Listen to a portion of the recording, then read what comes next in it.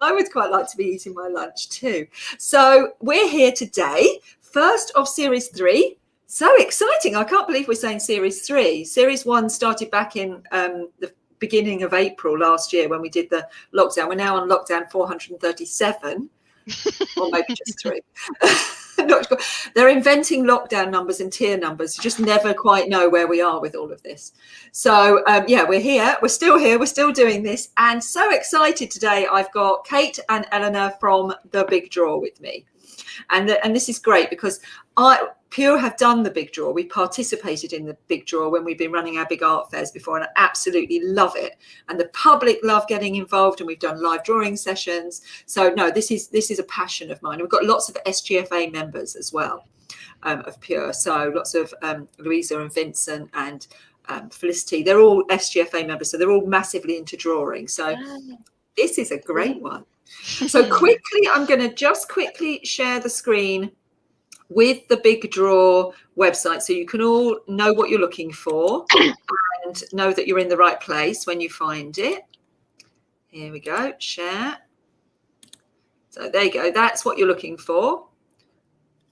The Big Draw website, and you can click on all the various buttons across, and at the bottom of the screen you'll see here we have the support the Big Draw call to action, and that's where you can click through directly to their website and see all about it. But we're going to talk about it, so you don't need to worry too much about that now.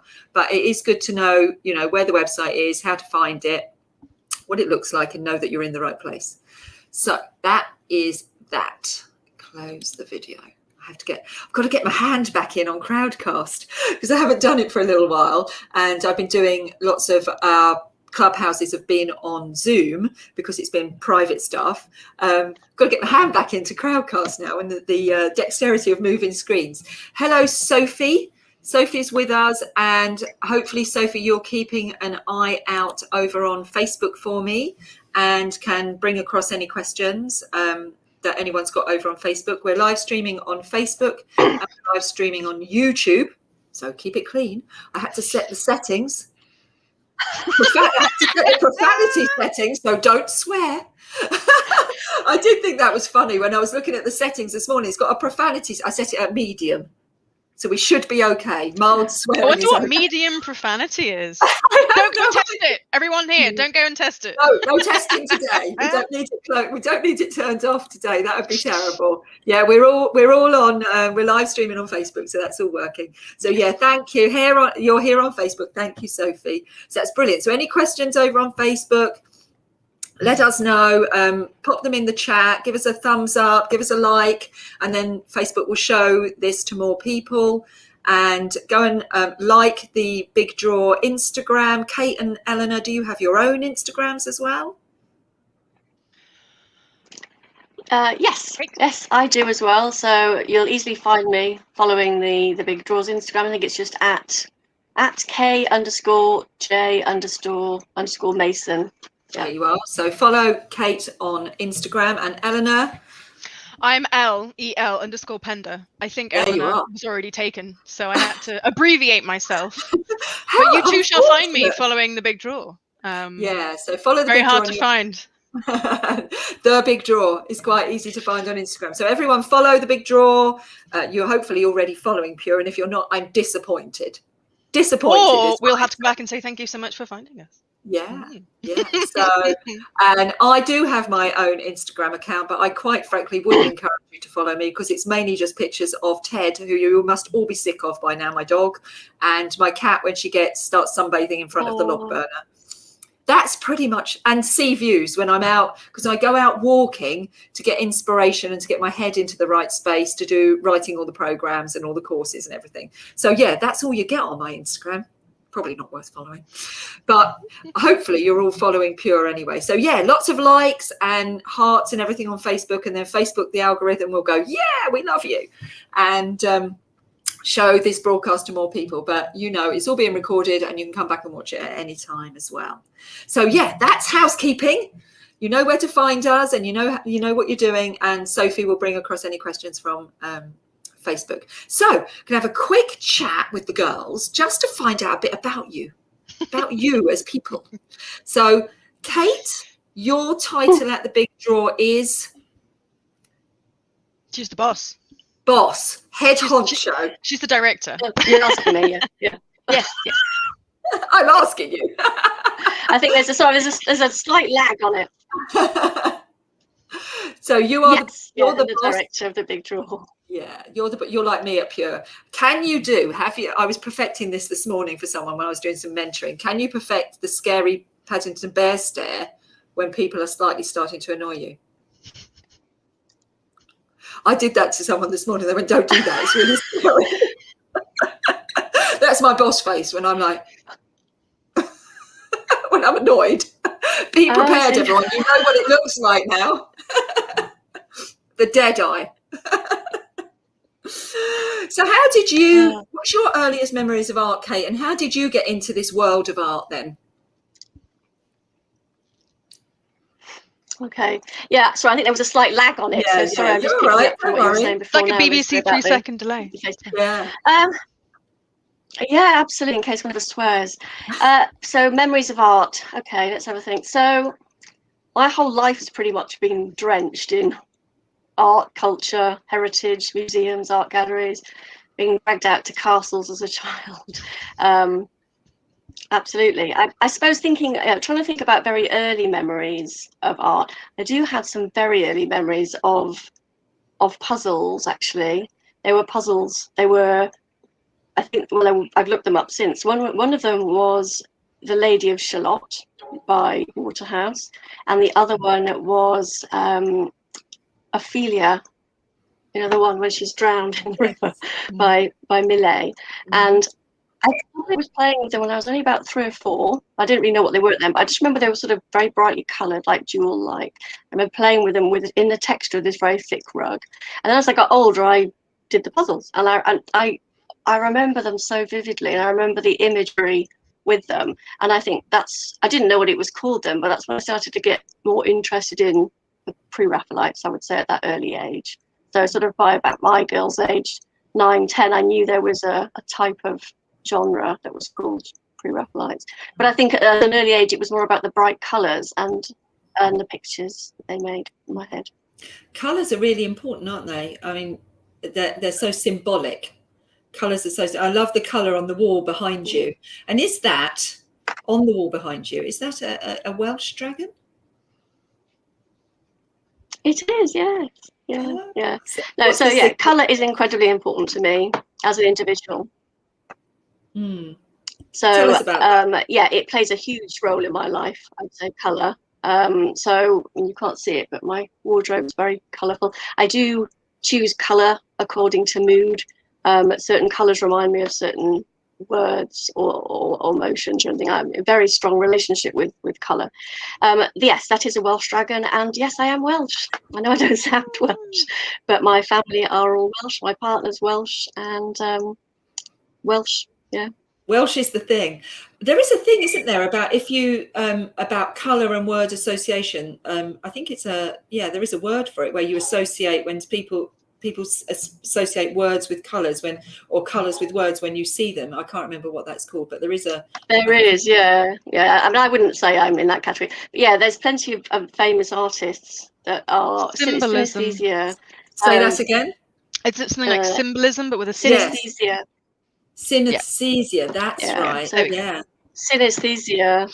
Yeah. So I think it happens across sound, colour, sense, taste, and there are some very famous artists that actually we've worked with some of them who produce their art very much linking in with that, with the way that they think and they interpret things. Creatives, and the way our brains work as creatives just means we're using that bit of the muscle more. But I think there's also that thing about tendencies, isn't there? You know, that we come to this life with a set of tendencies, and one of those is this preference for colour or seeing things. I know all my dreams are colourful. They're all in full Technicolor, which can be quite disturbing. I can't lie, at times can be quite disturbing. But all my memories, even my memories of a small child, are all really colourful. And a lot of people have that in black and white, but no, it's all very colourful, which I think is that part of my brain is very well pronounced. And what about you, Eleanor? What did you? What are your earliest memories of art? I mean, I think I have don't want to say like a typical memory, but I remember making things in school when you're allowed to be a bit more crafty, a little bit more messy. Playing. Yeah. I Playing. possibly. I mean, I wouldn't want to say it's like definitely a clear memory. But I think no, I agree with you on with in terms of color, and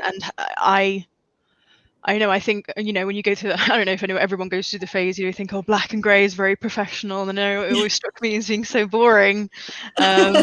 And I'm like, I think one of my first suits I got when I was pretending to not work in the arts, and then obviously quickly realized that was where I wanted to be. It was actually a navy blue one. I was trying to be slightly different, but yeah, it's I think it's making different assignments or trying to interpret assignments for school from a creative perspective. I think we once had to create we had to create a project in primary school on how paper was made, and I did a cartoon strip and created a little character that was a pencil. I think I might have been 8 or 7, I don't know, but I remember the little pencil. I think I may have copied him off the Microsoft Word paperclip. But there we go. We take inspiration from anywhere. Oh my goodness, you're that young. Okay. I probably can't talk to you now. Young, that old, whichever way you wanna spin it. I was thinking, she probably got that off of, what was that? There was a drawing program when I was growing up, with a guy, can't remember, and he had a little character called Morph. Yes, I remember Morph. Yes, so and there was a program on TV with Morph, and there was always a pencil. Tony Hart. Yes, I remember Tony Hart. Yes, I think. Thank goodness. It could have been Morph. Maybe I just don't remember Morph as well as I do the Microsoft Word. Yeah. But no, I played in. Yeah, I think that was one of the few programs my dad would let me play on the computer when it was when a huge desktop computer at home before the internet was Paint, and I wasn't allowed to use anything else. I was worried I would break it, but there we go. We're all a bit worried about the kids near the internet. But there we go. Yeah, that wasn't a problem. There we go. Back then. And you've got the lovely, we were talking about these just in the green room, these lovely pictures on the wall behind you, which you were saying you bought when you were in Paris. Yeah, I mean, I'm going to give you full screen for a minute so people can see your pictures. Okay. There you go. There we go. We're just looking at these two guys here. Yeah. This one isn't mine. That's my other half. Yeah, no, we went to Paris in March of 2017. We just moved to Bristol, and it was my Christmas present. And then if anyone recognizes them, they're probably because you too have been to the Sacré-Cœur and Montmartre and seen all the lovely artists painting around. But I suppose I like the way that you can see the paint on the canvas. I've always been quite fond of that. So yeah. We got those two a little while ago. I think we might have lost Kate. I was going to say, I'm slightly worried that we've lost Kate. So hopefully she'll be able to return. Yeah, at the moment it's just you and me. So you're there, but we can't see you at the moment, Kate. So hopefully I think sometimes what happens is that because Crowdcast uses 1080p, sometimes the bandwidth can struggle with that if there's a bit of a connection issue, a lag. We've put them at 1 o'clock, these talks, because then hopefully everyone's having lunch and they're not all on their computers. But it does happen if you get a surge in your area. We have lost the odd guest on occasion, but we can't. No, we can't. Can you add her back or not? I'm going to have another go at adding you back, Kate. I'm going to remove you. Don't take this personally. I won't. I'm good. Right, Kate's back. I've removed you, and I'm going to add you back in, Kate. So I've just got to find you. There she is, Kate, because there's a long list of people now in here, so I have to go and find you. So I'm going to ask you to come back up on screen, and then hopefully that will bring you back up. because we were loving that, hearing all about the paintings in Paris, and it's really interesting. You're very kind. You're very kind. It's really interesting to understand how people come into this profession. I was also mentioning, I love your shirt, and when you were saying about those early decisions about picking suits, I remember that so well. I'm wearing my white company jumper. Yeah, this is like my go-to. I have a few shirts. I lecture part-time, but it's just quite nice to have, I suppose, a go-to that, you know, is just a little bit of fun. But yeah, I did go for something slightly different. Kate says it couldn't publish. Can you re-invite? Yes, we'll have another go at but just to Lesley is re-inviting Kate. I've always really liked being able to see the paint on the canvas, and I think I'm not sure at what age that was something that struck me. Kate also triggered a bit of a memory by mentioning castles. My dad is a big historian, like amateur historian. He really likes he too liked battlefields and castles. I didn't go to my first theme park until I was 18, because my childhood was castles and battlefields, and I'm not entirely sure if that meant that was something that I ended up using. But I think when I did art in school and later on at A level, there she goes. Buildings was something I certainly used as a point of inspiration. Hello. Yeah, I love that. I love the fact that, you know, we're so privileged here, aren't we, in the UK, especially, to have so many. We've got the National Trust, we've got English Heritage, we've got all the private residencies as well. I mean, just recently, obviously within the allowance of being allowed to do so, we went on a trip. Now, where did we go? I'm just trying to think. We took our son to the National Motor Museum at Bewley. And that's got the most beautiful museum as well, in their art gallery museum as well. So they went in to see the cars, and myself and Ted, we did do a little Instagram post while we were there. Went and had a little look around the art gallery. Absolutely beautiful. You know, when we're allowed to go out and travel again, I would definitely recommend it. It's got the beautiful grounds. It's got the motor museum if you're into cars, but it's also got a beautiful historic house and this amazing art gallery as well. And the village is quite nice as well, but it was we were in a lockdown of type, so there was no eating inside or anything. We just went and had a walk around and what have you. But we are so privileged. And Sussex, isn't there something about, because we're based in Battle, I think there's something about, in Sussex, we have the most castles in Sussex. Someone can correct me if I'm wrong, but I think there is something about, there is I think. Now, someone's just popped in a question, and that's great, because I'm going to encourage you all, if you've got questions that you want to ask to Kate and Eleanor, do pop them in the Ask a Question box, and we will come to them at the end. So I think what we're going to do now is we're going to just let you, Kate's gone for a walk. Kate's gonna, she's just left a comment there. She needs to just check on the kids. Okay, there we go. That's okay. It's lunchtime. Yes, exactly.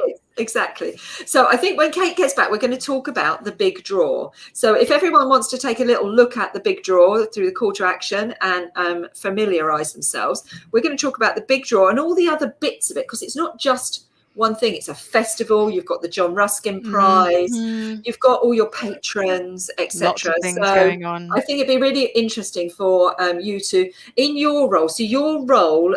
We were talking just before Kate went. Kate was the boss, head honcho. Yes, she's the director.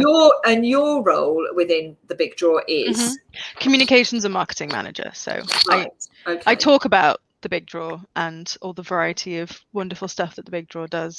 And I think that's what I like the most about it, is the fact that you have the big draw and you have the big draw festival and everything else, but it's not as if there's a particular focal point within the year where activity picks up. It's an ongoing thing. It's you know, there's always events, there's always things cropping up, and there's that really brilliant engagement and aspiration. People want to be able to create the work and connect with their creativity, which is almost certainly something that we saw last year as well.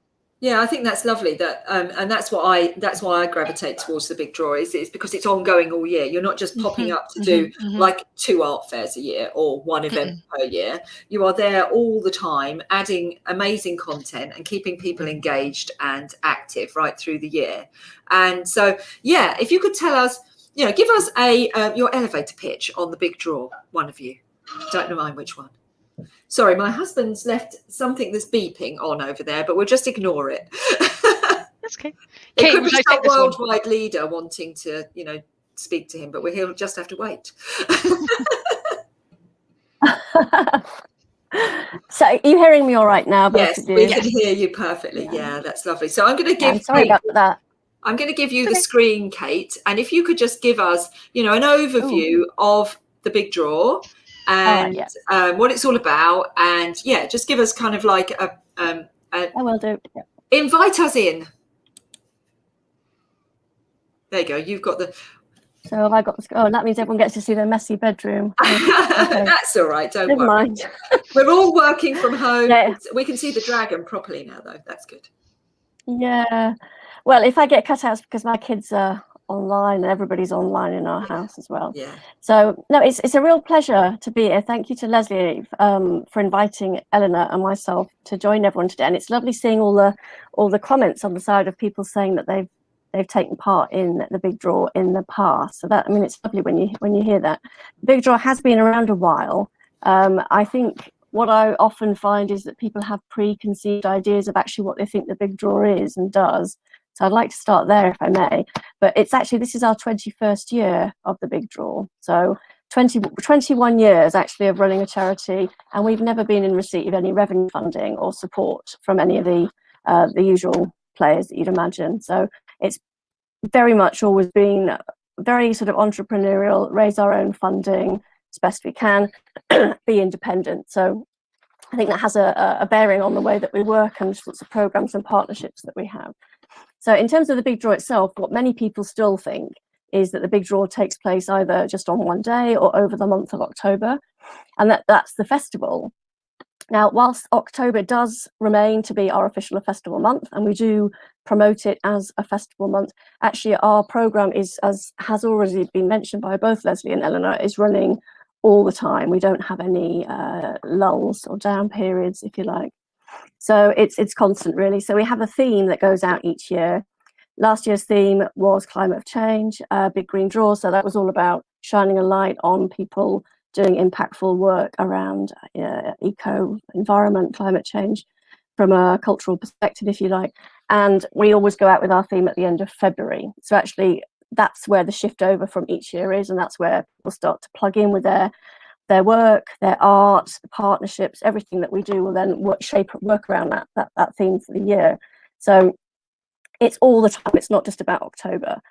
We'll be going live on our theme for this year, which I can't obviously tell you here what it will be, but we will be going out on the 2nd of March with that, with all the new assets and the branding and everything else.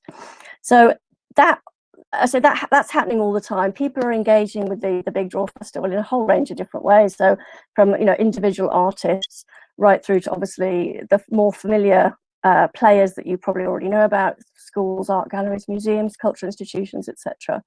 But it is also a much bigger picture than that. So we also have quite a few business partnerships. We also have event organisers that get involved and run their events, who are coming perhaps from the care sector, from maybe retail, outdoor space, shopping centres, public, civic, local authorities. That sort of, it's very, very broad in terms of who actually runs their events.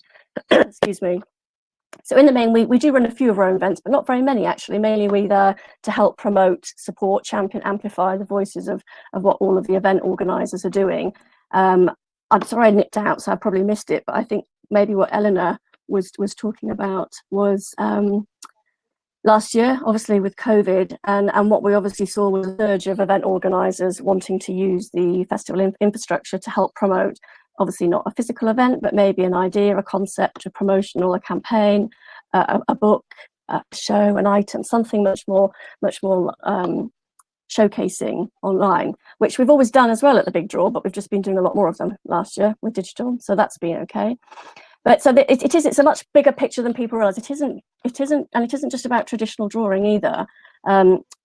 It's brilliant that we still have lots of organisers that are going back to pencil and paper, as it were, and we absolutely that's where it all starts, really.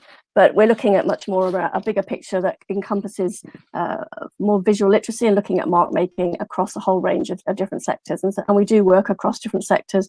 Our patrons, our ambassadors, our partnerships are coming from across all different sectors. So looking at how mark making, if you like, underpins a whole range of different professional practices. So, being creative isn't obviously just about, isn't reserved just for the arts and cultural creative industry sector. You see that creativity obviously across a whole range of different sectors, and people use drawing and mark making to underpin a whole range of different disciplines, obviously. So we do work a lot around that and looking at the next generation of thinkers, artists, designers, etc. So that's a big aspect of our work and the sort of partnerships that we develop.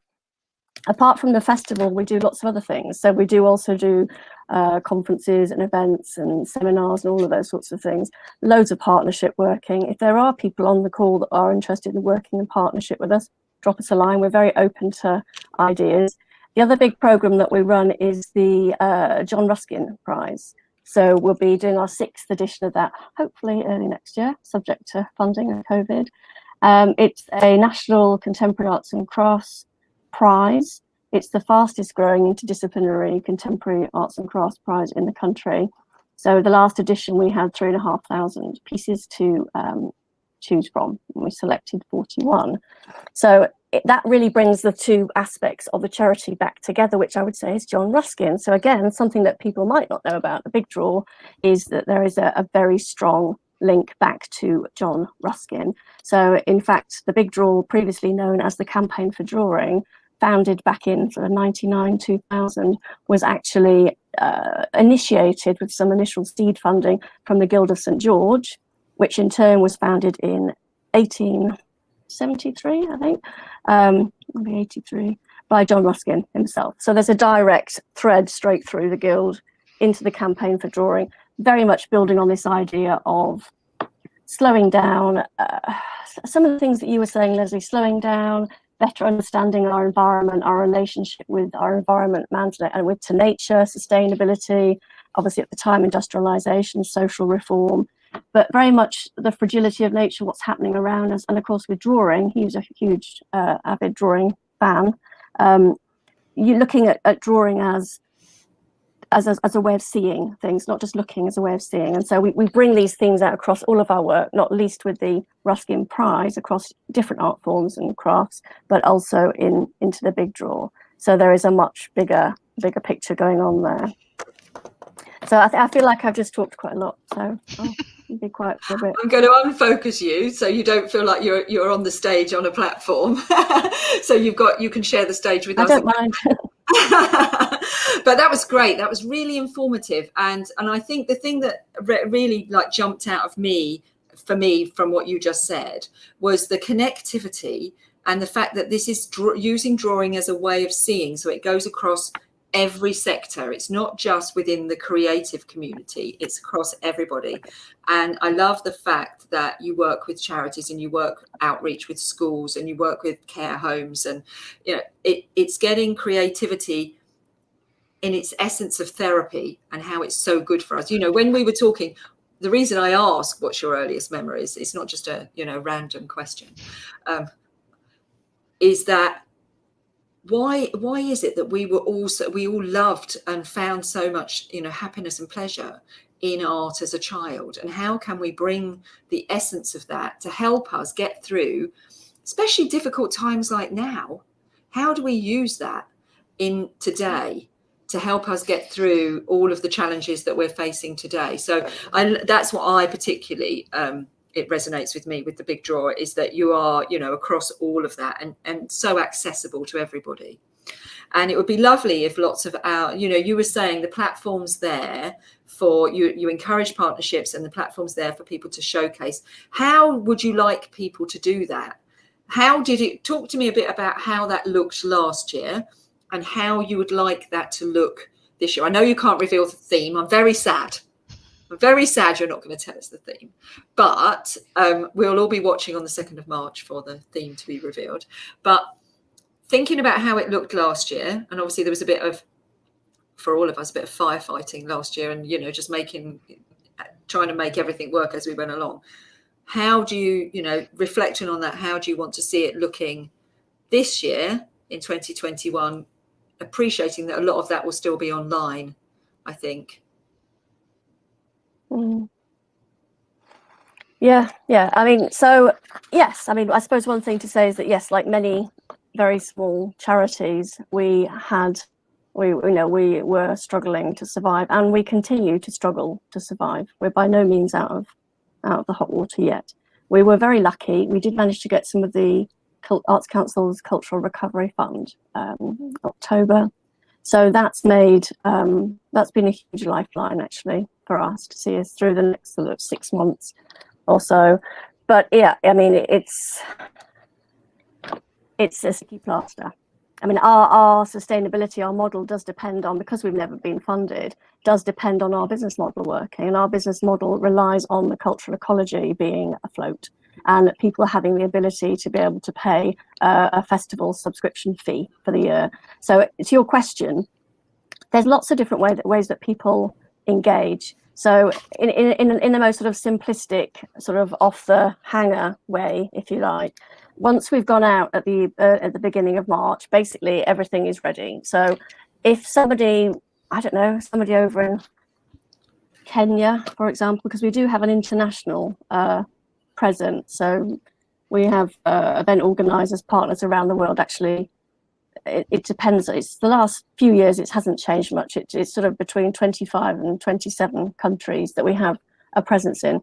So say somebody overseas or somebody in the UK, they think, oh, that's an interesting theme. We've got an event that we're already running, or we're looking at something we're developing internally at our theatre or our shopping centre or whatever it might be, or our school.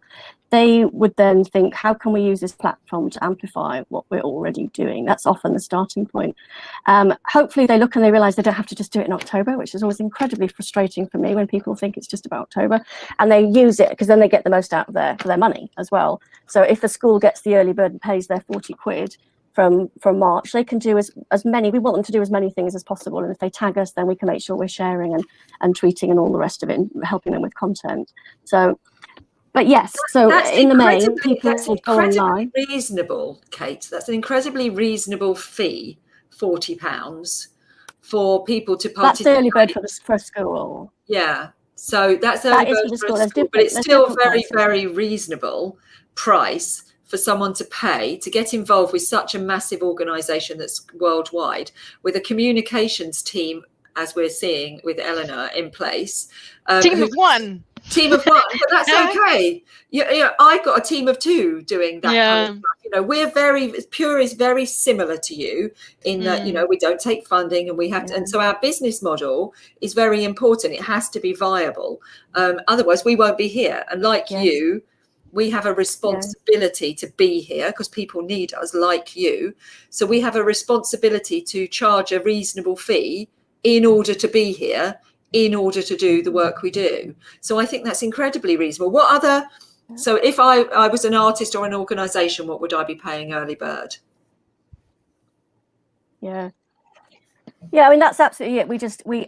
That's our model. If we don't have that, the big draw falls 21 years down the toilet, basically. So so it's obviously we have different rates. So last year £40 early bird, or £50 if they miss the early bird for the year, is the school. That's our sort of lowest level. And in previous years, so not including last year, our individual artists who have been wanting to do something, we've put them in the same category.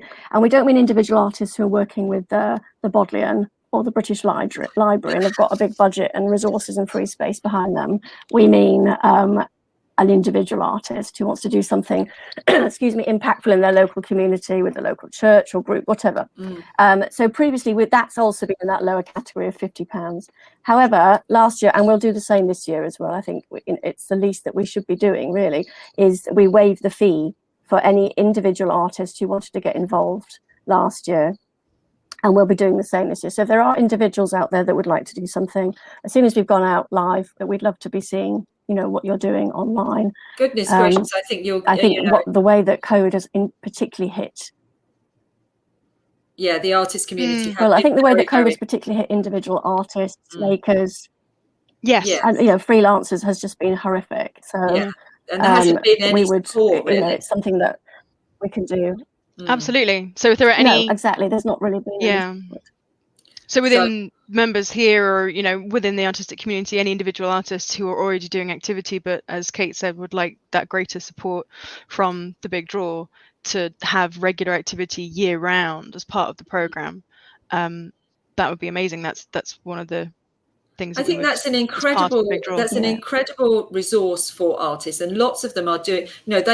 We just did a survey out to all of our artists, and we've got about 5,500 artists on our mailing list that we regularly communicate with. So our embedded community, and most of them came back, and we did a smiley face, do a rating on a smiley face as to sales and support and studio time and making work, and there was a lot of very sad smiley faces on self-promotion and on selling, but there was a lot of happy faces on studio time and creating new work. So there's loads of artists out there who've got all this new work that's all been made during this intense period of time with COVID, and they will be looking for vehicles to be able to show that and get involved. And this is an amazing opportunity for them to do that, and hopefully they will also see that if they can afford it, and I would encourage artists in this, that it's lovely that you guys are offering that for free. I think that's wonderful.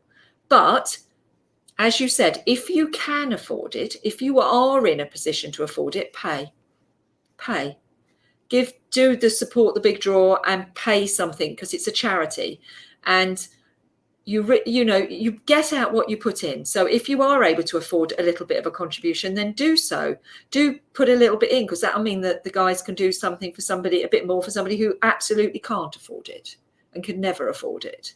So as I say, although I think that's very generous, I do. Yeah, that's right. And it may be that. And it may be that in future years we just won't be able to do it again. I don't know. I can't foresee what was going to happen over the next 12 months, next year.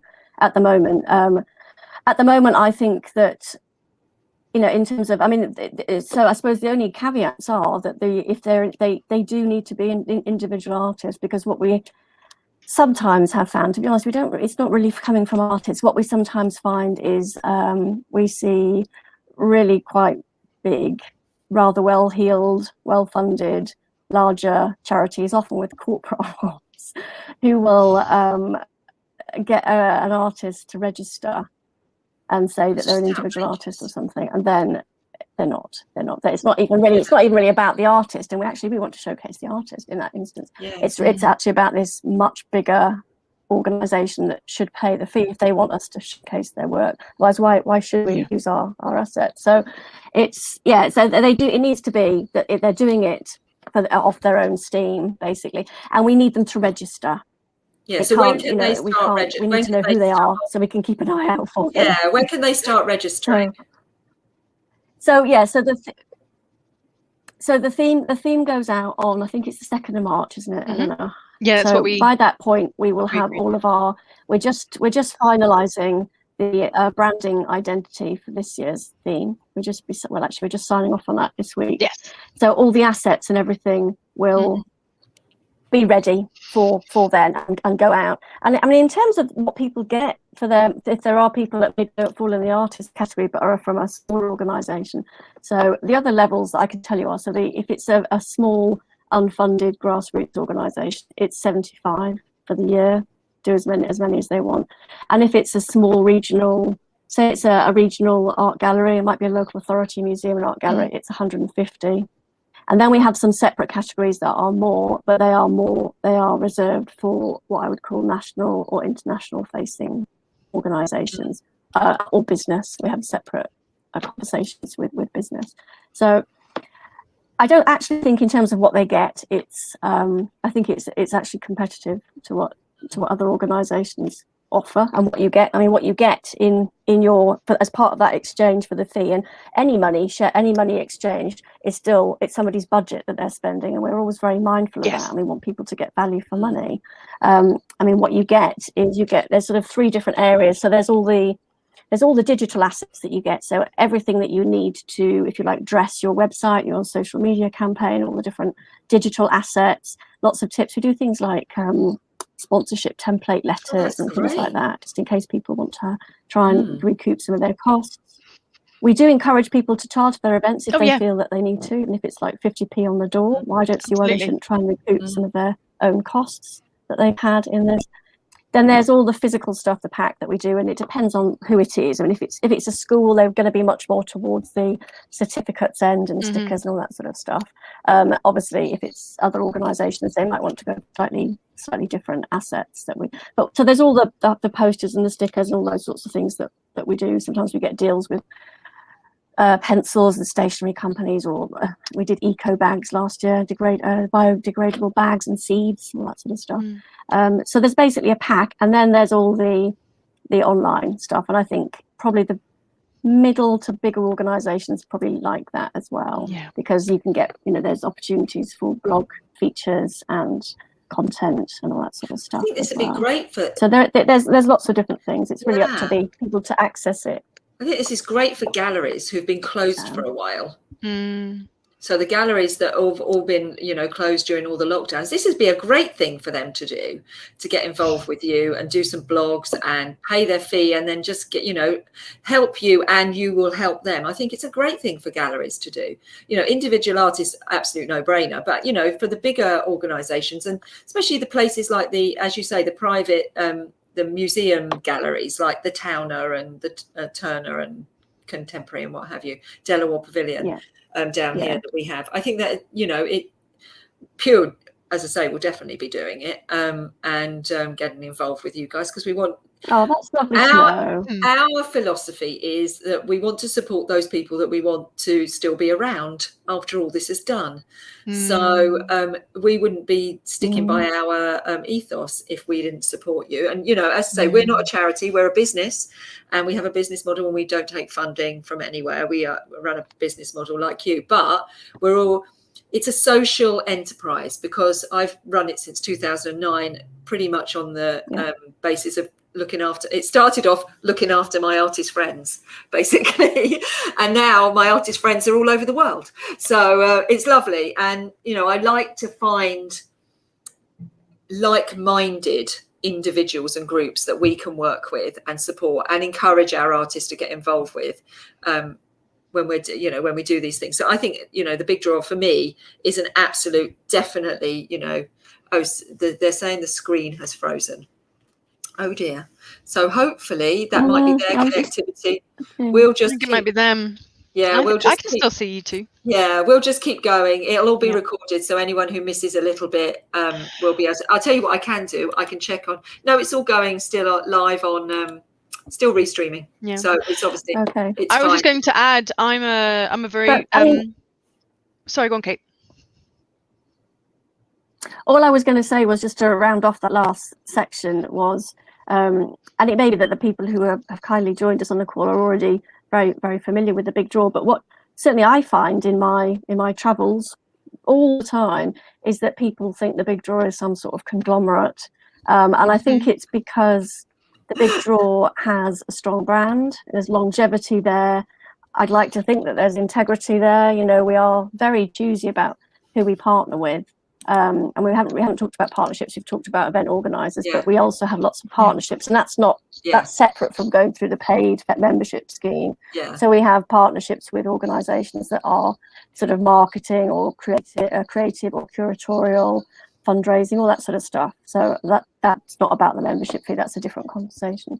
So, but I think ultimately the bottom line is there is 3 to 4 of us officially part-time running a global program, and people think that we are this enormous charity. And when we did some evaluation a few years ago, because I just got so sick of this, and I got sick of people saying that we were getting like £500,000 from DCS or something, we did some evaluation, And I asked them, how many people do you think full-time equivalent are running this charity? And it came back as 20 full-time equivalent. And obviously the reality is that it's 4 part-time individuals, 3 to 4 part-time individuals. We have, Kate, I feel you, because we have exactly the same thing. People think Pure is this multinational, conglomerate that's been running for, with loads of people behind the scenes. And yeah, there's me, Sophie and Chris most of the time. And then there's lots of other like lovely people who work with us, who've been working with us, like Vincent, who does who's our tech guy, who does hanging of exhibitions, and Hildegard, they're all artists who've all been with us for, since 2009 and help out. Along the way, and we pay them to do those particular tasks. Yeah, you become a victim of your brand and a victim of that, but that's okay. It's just working out how to make the best of that. Now you've got such an amazing brand. How do you make the best of that in order to make sure that you're always going to be there in the future, and also that you don't, self-care is really important, that you don't burn yourself out, both of you. Because that's what we're always, I just did a membership to an online club for my guys, because I was like, you need some downtime and I can't take you anywhere. So why don't we do this and go and do some cooking courses and stuff, just so that everyone feels they're having they've got permission to have some downtime and some, self-care. And you must look after yourselves. We are very holistic here at Pure. We do meditation. And we do wellness as well as art and business, because, it is important. You take care of yourselves. We need you. We need you to stay well. Don't lose your voice. I think that all the team do creative activity. Good. We are all also creative as well. All 4 of us, always. So we have to do all the business end of things as well. I have to do a lot of pulling in of sponsorship and stuff to make up the gaps that to keep us going. So we do have to do a lot of that as well. But we are all very creative. I mean, Sandra and Matilda aren't obviously here with us today, but Sandra's a filmmaker and a photographer. I do draw. I wouldn't not an artist, but I do regularly sketch. I've always drawn since I was a child, so I'm an avid sketcher, but I also love knitting and sewing and craft making and all that sort of stuff. So it's very much part of my identity growing up as a child, drawing, making, sewing, making and doing those sorts of things. So I think it's natural for all of us. And I don't want to speak for Eleanor, but Eleanor's also very creative. So we're bringing all of those skills in, which is why often people say, oh, don't you bring who's your this? And we're like, no, that's us. Oh, who does this for you? Oh, no, that's us. That's us. Yeah. So it's in-house. We do it all. Yeah, we do. Not being funny, but stuff. literally in our meeting yesterday, I was talking about the Instagram. Do you remember what I said to Sandra, Kate? I was like, oh, I really liked, she posted recently, there was this really brilliant little reel on Instagram of potato printing and making wrapping paper, and Sandra's like, oh, I really don't like that, and I was like, I thought that was great. She's going to be so cross with you. She's going to be so cross with me. It's fine, I've said it now, but it was brilliant. And I was like, did you make that?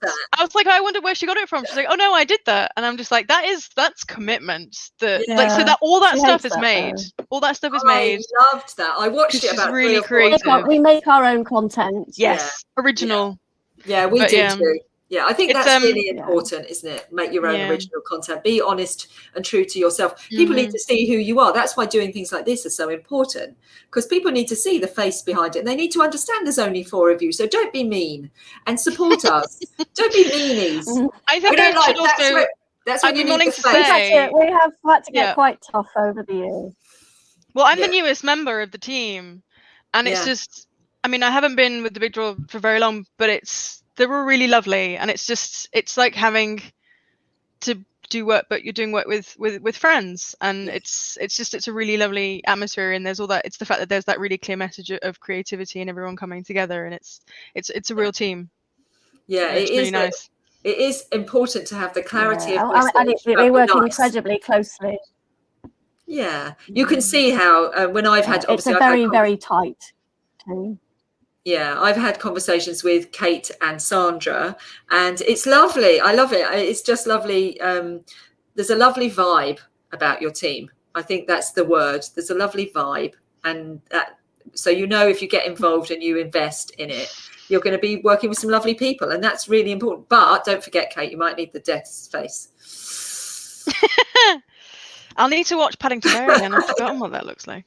Give them that face if need be, if they start being too much trouble. So we've got some questions. So Well, I do you think know we need what? to ask. I'll tell you what I have got. Go on, Kate. I've developed my mother's Harrogate lady stare. Oh, good. I Go, don't use show it us. at work, but I do sometimes use it on the teachers at my girls' school if they're being horrible. Yeah, And go it's on the then. Harrogate lady stare developed from my mother. And I'll show you, see if I can do it. So it's sort of like, don't let me laugh though. So Sorry. she sort of goes.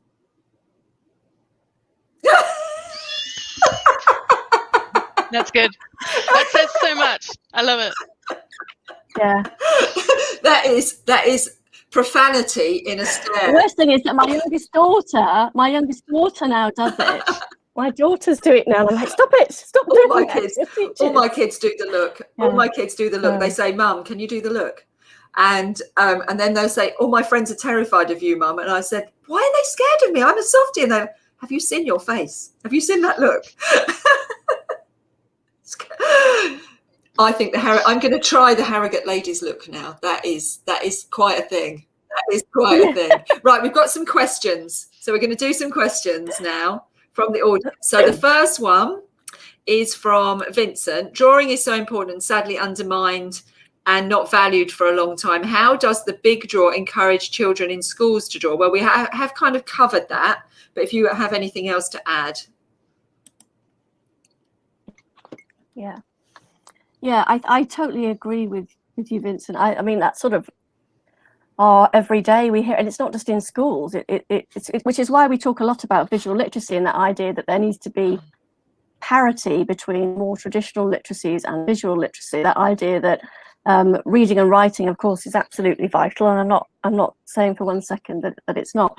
But in terms of having that parity with visual literacy is absolutely imperative, and I would suggest vital as we have become such a digital visual society, and things are moving so quickly. So it's so important. So yeah, so to your question about young people, we do go into schools, and obviously we've not been able to do it so much recently, but we do sometimes go into schools, and we bring people in from different sectors. So we might bring in a more of a sort of traditional drawing artist who draws. That sometimes we'll do that, but quite often the teachers are looking for us to bring in somebody from a slightly different sector, just to try and make the case to the kids to understand better, because what they find is if you bring someone just coming in and they just do some sketching, the kids often say, "I can't draw." We hear that every day, and they also think, "Oh gosh, well, I can't be a famous professional amazing artist if you can't draw like, I don't know, Quentin Blake, whatever. I'm never going to do it." So we come at it often from a slightly different angle. So it might be, so for example, we've brought in a pattern and a fashion designer into a school, and we got them to share their sketches from their sketchbooks and their storyboards and the thinking behind how they came up with the designs. And the kids were really interesting because it was more applied thinking. It wasn't just showing a final product. They could see the application of the mark making, of the drawing skill. And then of course at the end they said, "And here's the finished item." They were like, wow, they sort of got it. And then they were asking questions about, so I could work and I can use my skills in that area in an actual job. And we're like, yes, of course you could. You could go into architecture or animation or 3D design or modeling or physics. All of these things can be using mark making in different ways. Another one that we brought in was a concept designer to a school up in Sunderland, an amazing chap, and he does the concept design sometimes for Marvel films. One of the Marvel films had just come out the week before, so we went and he showed all of his sketches and his storyboards and everything, and they were just absolutely transfixed. And then they were all saying, "Gosh, so I could do this. I could have a viable career in this industry. I could use my love of being creative and drawing and making art, and I can still get paid for it and have a good job and something that I enjoy doing." And then they were asking how much she earned, and it was all that sort of stuff. So it's absolutely essential. Yeah, and so stimulating to do that. Yeah. I know you've got lots of patrons, haven't you? Have you just recently announced a new patron? Emma, or has she been around a little while? I think I saw. Oh, Emma Stibben. Yes, Yes. Emma Stibben. She's quite new. Mm. Yeah. So she's must have been before lockdown. So I was going to say a few months, but it's probably a year now already. Yes, Emma Stibben does the most fantastic. She's very Ruskin and Morris inspired, but very John Ruskin inspired her work. He documented through drawing the changing glaciers, and he did it through sketching and very early photography, but really sketching, and was one of the first people to actually have some sort of evidence of early climate change, sort of real pioneering thinker in that way. And a lot of her work revolves about going back and revisiting some of that. Her work's absolutely beautiful, and obviously brings in environmental climate change issues as well. So presumably that's why you looked to her last year when you were doing that as the theme. Yes, yeah, and because of her links through to Ruskin, and climate change, absolutely. Do you look to appoint a new patron every year, depending on the theme? Is that something that you look to do? It's really not as it's not really as organised as that. It's a bit more organic. So we have patrons and we have ambassadors. So the patrons that we tend to have in the main been there. I mean, I've been at the Big Draw 8 years now. It feels like it's a lot longer, but 8 years.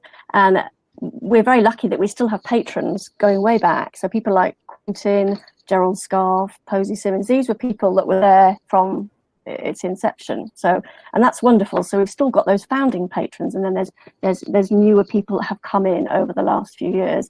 And then we also have ambassadors who tend to be, I suppose, a bit more collaborative. So instead of me, say, going to a patron with a very specific thing and saying, it'll be great would you be able to, support us with this? And obviously they're very busy. With ambassadors, I suppose it's more of a two. They'll say, hey, I've got this great thing. What do you think? Let's try and do something around. So it's a bit more of a fluid. It gives us a bit more flexibility, I think. So, and it's a way of bringing in.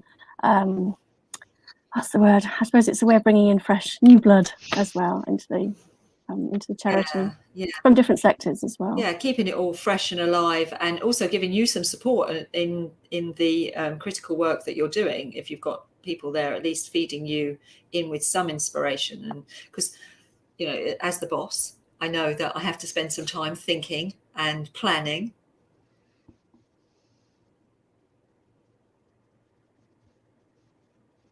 Oh, I just lost you there for a second, Lesley. That's all right. Yeah, I mean, in terms of the process, I mean, that's the bit. That's actually the bit that I find easiest. And I think, in terms of for me, I feel like I'm weaving everything together. So I've got this web of ideas, and I'm very lucky. I've got a lot of contacts. I've been around for a while, 26 years of working across all the different sectors, and I'm able to bring in those things and sort of weave it together and then they put that idea there for a bit, and we'll just bring that into line, then we'll bring those together. It's very much that behind the scenes, and that I love doing that. I love bringing creative ideas and curating those sort of ideas and bringing the right people together to make things happen. It's all the other stuff. It's all the it's the administrative stuff. I think that like with all of us that we have to do that is just like. Yeah, wears you down, definitely wears you down. That's a definite critical team member that I have in my aspirations. It's like a housekeeper, but I can't have one of those. So can I have a admin keeper for the business who does the filing? Oh, I would love a PA. I know, wouldn't I? I love a PA. I would love a PA, but that's a long way. That's a long way off in dreamland with what we do. Because when you're working grassroots, that's how it is. So I think we've got a couple of other quick questions. How much for a group of artists to get together and run a project with you? Eleanor, do you know the answer to that question? How much is it for a group? I don't actually. So we're relying on. We are, and there appears to be a bit of technical. I can, however, answer the question, where are you based? Good. Where are you based? Kate would say that the Big Draw is based in the UK. We are a national organisation, so we are based everywhere. Technically, their office is based in London, but that doesn't mean that it's a London-based organisation at all. Kate has the statistic on, is it less than 3% of the Big Draw activity takes place in London? Did you hear that? Did I get that right? I think I got that right. I'm going to say I got that right. But I'm actually in Bristol. Keep talking. I've just got to go and open the door. This is live, people. So yeah, I'm in Bristol. I'm not sure exactly where Kate is. I'm somewhere in London, but yeah, the office is in London. But we're a UK organisation. But as we've already said, with lots of international events as well. So yeah, so you're like us. We're based in Sussex, but we're based everywhere really. So and we have a very big base in the southeast region because that's where I live. That's where I know loads of people. So. And Kate, if you're still back there now, so how much for a group of artists? Yeah. How much would it cost for a group of artists to run a project together with you? Yeah, so it depends. They'd have to get in touch. Again, it would come down to resources that they have behind them. If it's a bunch of artists who, and they, if it's a bunch of artists who are saying, we are working with, I don't know, the Midland Arts Centre. I don't know. They're working with a regional museum. They're bringing us in to run a program of workshops, blah, blah, blah, blah, blah. But they're asking us to lead on it and to register. Then I think then we would be looking for a fee from the museum because it's sort of that back way round because there's resources there. The access is in terms of the spaces being offered for a start. It will be publicised by the museum. They'll have PR and marketing behind them. That's resources. Those people will have all of that behind them, and presumably, and they should be, the museum, if is hiring them, will be paying for the artist's time. We hope. So it's more for if it's we just need to. I think on that we'd have to look at each case. I mean, if it's a bunch of artists and they're literally all wanting to do something together locally, but there's literally no resources or budget, and then I imagine it would be free, but we would need to have that conversation with them about how we get them signed up and just clarity around resources. Yeah, exactly. And that seems absolutely fair. If it's someone who's got, as we said before, if you feel you're in a position where you could all pay a little bit and contribute, do so. If you're genuinely in a position of hardship where you really just need the help, then all of our organisations are there to help, and we do lots of stuff that is just free access for everybody. And then we have other levels that where other people who can pay do pay, and I think that's the best way to do it, is treat each case on its individual merits, isn't it? And also with the honesty from the people who are asking. So I think that kind of falls into this next question, which is from Fran. I think as well Yeah, sorry, carry on, Kate. No, that's it. That's fine. Okay. So the last question, and I think it kind of segues into the same thing, is can individuals work with the big draw? In 2004, I was involved with an artist group with lottery funding. We drew with willow weaving and used seeds and soil drawing on pavements in Horsham Town Centre. Well, I think that sounds amazing. But I suppose she's thinking about developing an individual project and then finding a location. And would that be something that she could put in as a project? I think the answer is yes, if she contacts you. Yeah, absolutely. Yeah. Absolutely, yeah. Absolutely. Sounds amazing. I've seen lots of this. I mean, the idea would be to get the organisation. I mean, quite often, we would say to the artist, if you've got a great idea, approach the organisation. Obviously, encourage them to pay the fee. You don't want to be out of pocket, and then get them to employ you as the lead artist. I mean, we're always very obviously just making sure that artists are being paid by these organisations for doing the work. Yes.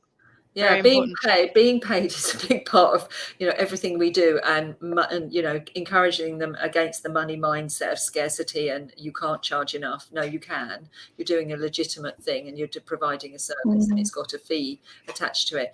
We all do stuff for free, don't we? Yeah. We're doing this today for free.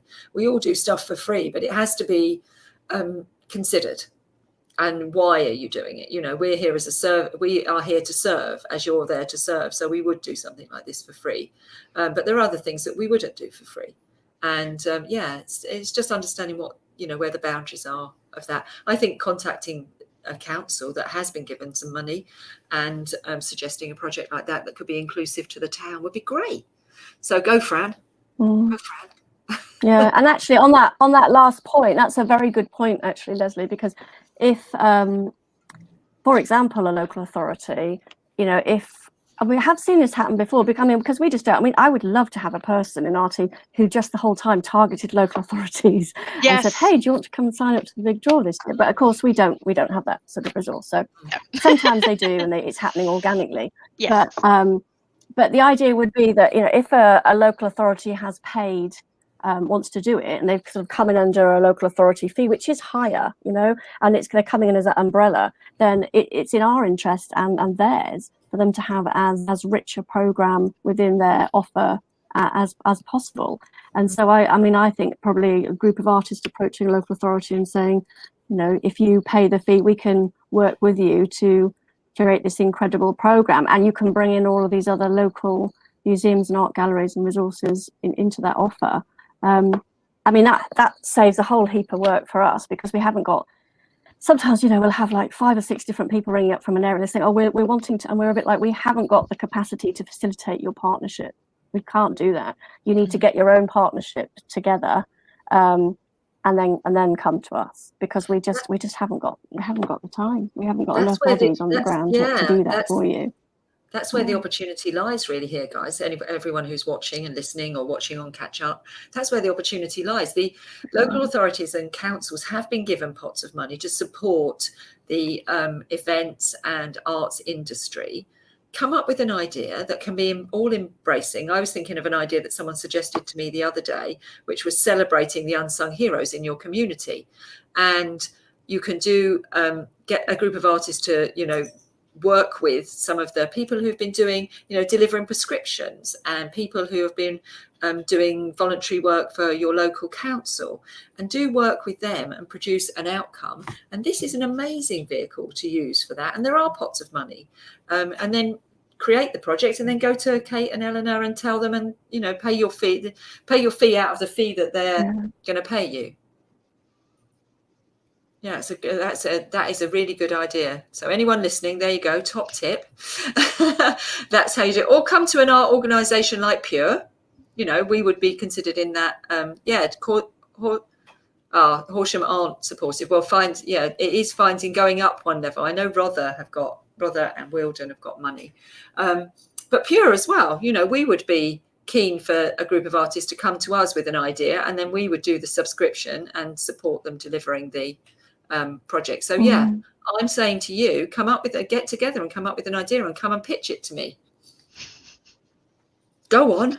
Yeah, I mean, on that, on Edith's comment about Horsham, all I was going to say to Edith was, I'm sorry to hear that they're not being supportive, but I was going to suggest that we have also quite a few times in the past where artists, makers, designers, project managers have got in touch with the local authority, and they have been a bit like, oh, I don't know, I'm not really sure, that sort of thing, but they've managed to at least persuade them to get onto a meeting, onto a Zoom or something. And if we're always very happy to do that if that helps leverage a conversation, because we find it can help, you know, if they are actually hearing about the publicity that they will get, then sometimes they change their mind, because that's often the bottom line, is they want the publicity and the promotion. That's really interesting, isn't it? So you will, if they come up with an idea and open the conversation, you will jump on a call and help pitch. Yeah. There you go. I don't think you can say fairer than that. That has been brilliant. Thank you both so much for giving us your time today and telling us all about the big draw and how everyone can get involved, because all the normal stuff has gone, galleries, art fairs and everything. And, you know, it's just the stuff that, you know, us in the grassroots and are doing that is helping keep these artists going. So I think you've offered something just amazing, an amazing opportunity for them to get involved, some ideas to get them stimulated. And then Eleanor will be there doing all the comms and all the marketing, and, you know. Oh, well, me and the rest of the team, it really is a team effort. Believe me, there are 3 wheels. 4 wheels on this on everything that comes out of the big draw. But yeah, it's really lovely seeing the events that artists come up with, and how they will work together with the theme soon to be revealed. And yeah, no, we will support everyone as much as we can. Brilliant. Yeah. Thank but you if so much. If you're not sure, as Kate said, then, you know, have a good think, and then by all means get in touch. Yeah, so you know how to get in touch with them. You can DM them on Instagram. You can, there's all the contact emails, etc., on the Big Draw website, which we've got as a call to action at the bottom here. And definitely follow them on Instagram, because we all need to know what that theme is on the 2nd of March. And thank you guys so much. It's been absolutely invaluable. You've got one more thing to say. We are also on Twitter and Facebook. And if you do want to get all of our news every week, we have our newsletter, which is the Big Draw newsletter. And so you'll see on our homepage how you can sign up to that. But Sign up. If you want all of the news, the newsletter is a really useful scoop up of everything that's coming up. Everything shiny and new.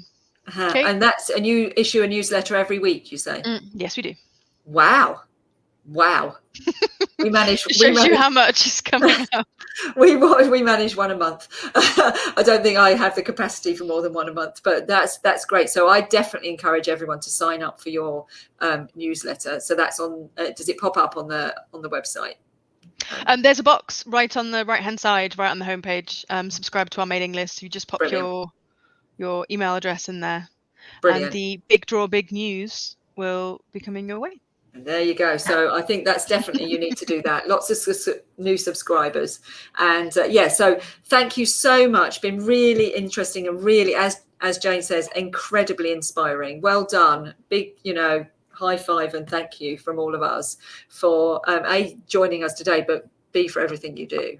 It's incredible. And just keep doing it, please. Thank you so much for having us. Thank you. Thank you, Lesley. And thank you, everyone. Welcome. Yeah, everyone will be able to watch this recording here in Crowdcast. Yeah, thank you, everyone. And then it'll be on our YouTube channel, and I'm going to send a copy of the recording to the Big Draw guys, so Eleanor and Kate, and they're going to put it on their channels as well, so you'll be able to see it there. So lovely, and hopefully maybe we'll schedule a catch up in the autumn, nearer to October, and have a catch up with you and see how everything's going. Well, I mean, it doesn't have to be October, Lesley. That sounds great. I know, but remember, I have a schedule too. I know. I'm just saying, as Kate says, we are an annual program. There is something about October. Maybe everyone feels that October's a good month because school's already started. It's not the summer. I mean, and yeah, it's not. No one started thinking of bonfire night or Christmas yet. So in the art maybe world, it's just how it goes. I hate that expression, in the art world, but in the art world, October is art fair month. So it's when all the big art fairs happen, and so everyone's kind of in the mindset of art. So September, you're still getting over the summer and getting the kids back to school. Getting over the summer, and then October, and then November, you're like, okay, now we're heading towards Christmas. So October's a moment. You have to grab these moments, don't you? Lovely. I will really look forward to speaking to you both again. Take care. Stay safe. You too. And stay safe, everyone who's been watching. Thank you so much. And we'll see you all again this time next week. Unless any of you are joining us tomorrow for our plaster cast workshop. And then there are quite a few. So we'll be watch our Instagram. I might try and do a Reels. Probably not. Go into competition with the potato. That's exciting. Yeah. Tomorrow we're doing a plant workshop, and then next week at the same time we'll be doing our next talk. And so next week is with Kurt Friedel. He's coming from Virginia Tech in America to talk to us about psychometric testing, which is going to be really interesting. So understanding your tendencies and how you can use that information to be more successful. So that'd be great. All right, you take care. Take care, everyone. Lots of love, and we'll see you either. Thank you so much. Thank you, Lesley. You're welcome. Take care. Thank you, everyone. Thank you. Bye. Bye.